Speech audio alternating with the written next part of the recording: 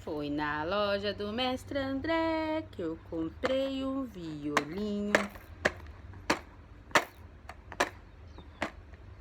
Abre a boca.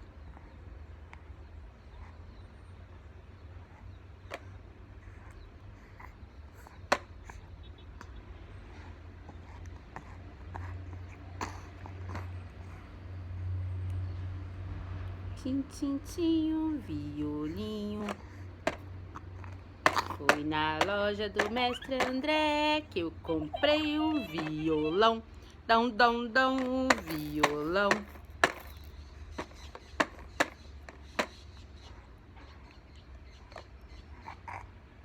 Vamos?